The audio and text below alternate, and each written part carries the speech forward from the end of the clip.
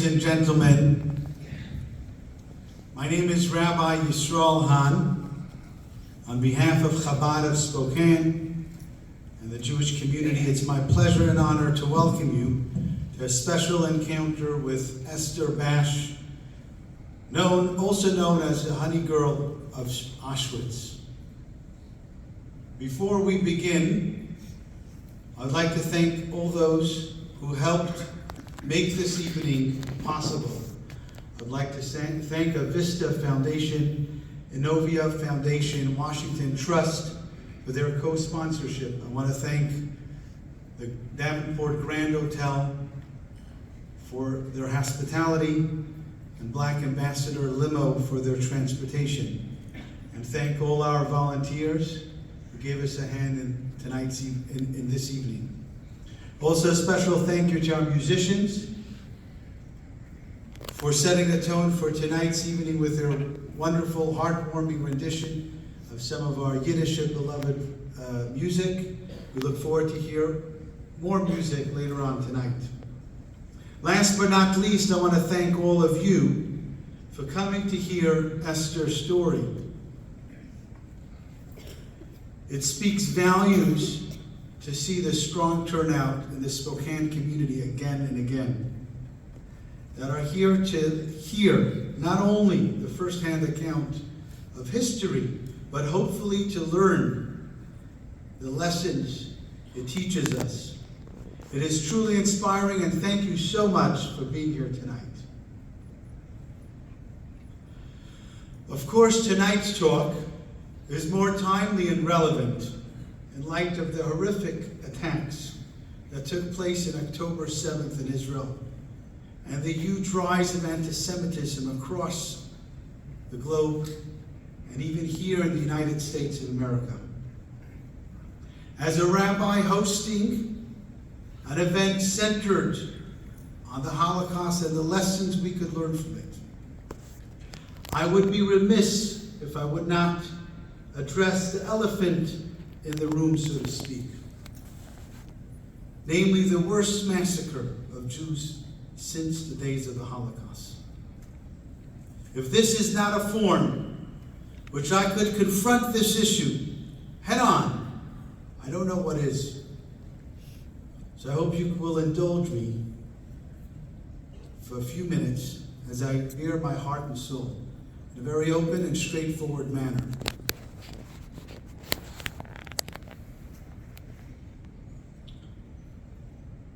The massacre and bloodbath that took place on October 7th sent shockwaves across the Jewish community and across civilized people.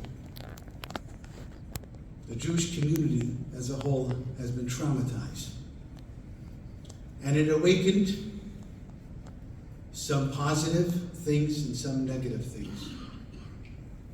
The sheer glee and joy that these terrorists went around slaughtering and documenting, proudly sharing how they slaughtered and beheaded Jewish babies, gunning down young people at a musical festival, raping and dismembering and degrading women while they were alive, launching thousands of missiles into Israeli populations, non-stop in an unprovoked attack, kidnapping hundreds of innocent civilians, from babies just a few months old to elderly, including a Holocaust survivor, should make it very clear this has nothing to do with politics, nothing to do with occupation, colonization, and any other such myth. It has everything to do with sheer hate and evil. If Hamas would have his way today, they have declared this both in Western media, their spokesman, and in Arabic media. They would do a repeat performance, only bigger and worse. They wouldn't stop until every single Jew is killed. They declare this openly in their charter. And if you doubted it, October 7th made it clear they mean what they say. And as we'll hear tonight from our speaker, from Esther, unfortunately the Jewish people have been to this movie. We have seen this scene previously. Some of the most powerful empires in human history, Egypt, Assyria, Babylonia, Greece, Rome, all the way down to Stalin's Soviet Russia, Hitler's Third Reich, have all attempted to annihilate us. They are all vanished. We continue to live. How is that? How is a hunted down nation, constituting less than 1/4 of 1% of the entire humanity, survived and thrived after so much rejection, hate, and persecution? What is the secret of the Jewish immortality?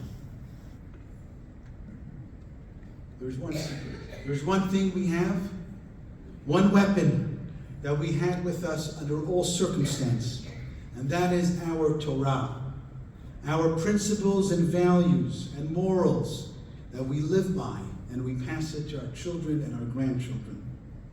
The same morals and values that laid the foundation of Western civilization and the United States of America.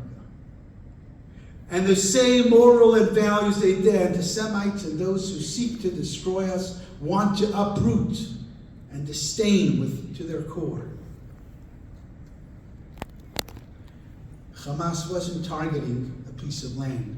They were targeting the entire Jewish people.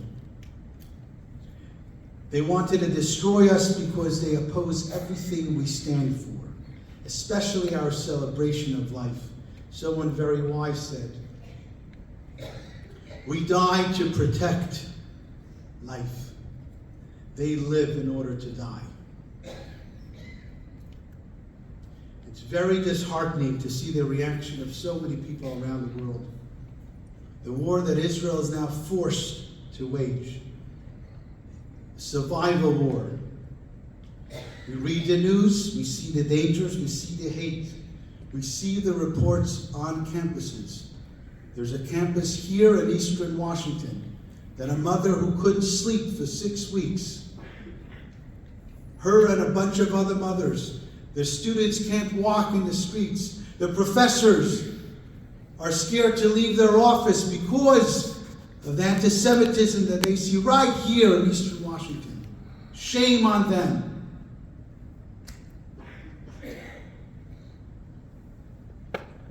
We see the double standard that Israel gets in the media. We see the many groups and influencers that make excuses. How could you make an excuse to behead a baby? How could you make an excuse to rape? How do you make an excuse to take an elderly woman and kidnap her? What sort of world do we live in?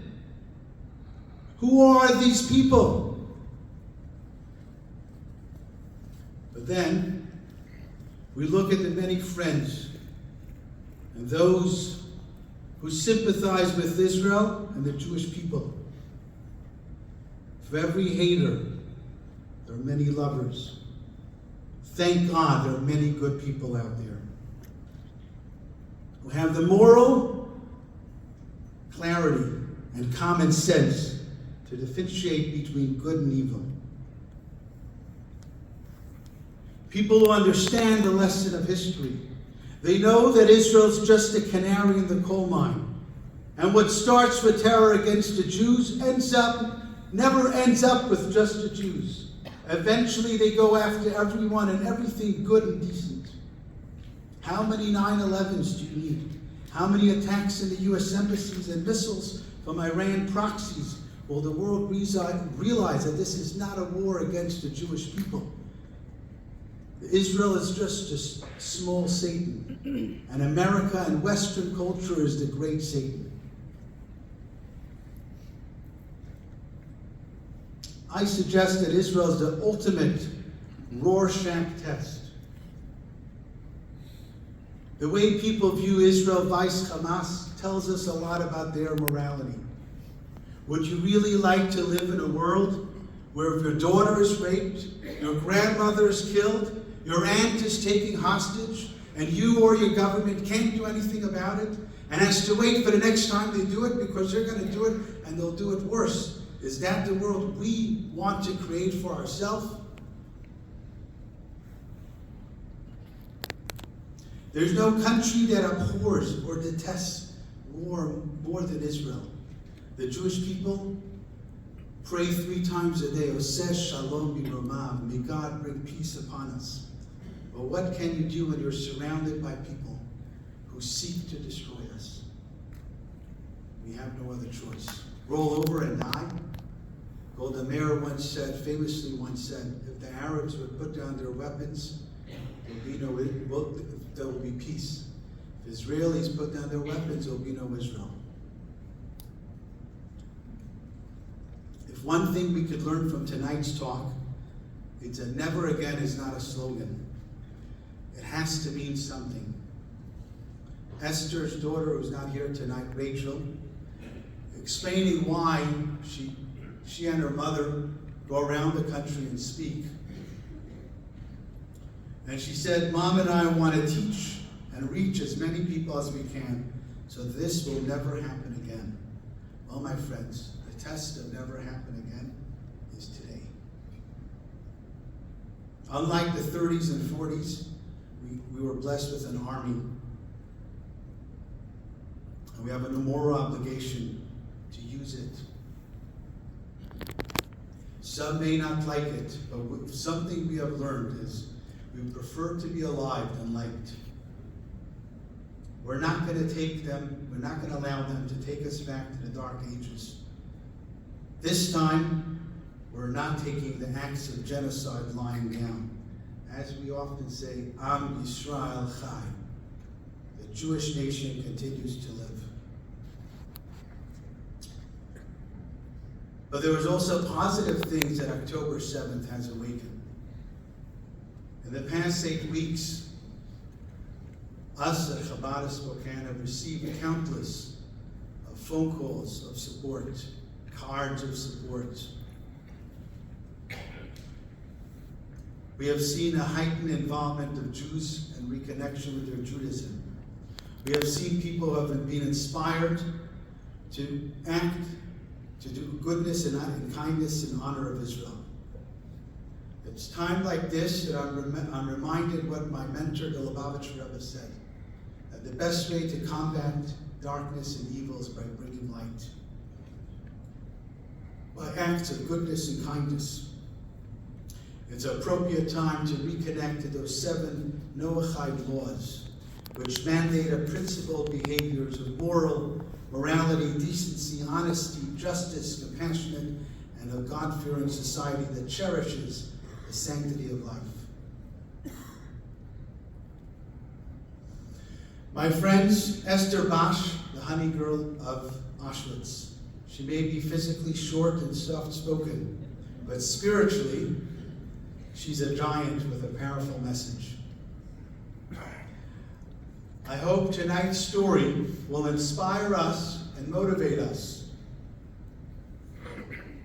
to do whatever we can to combat lies with truth, hate with love, the cruelty with compassion, and darkness with light.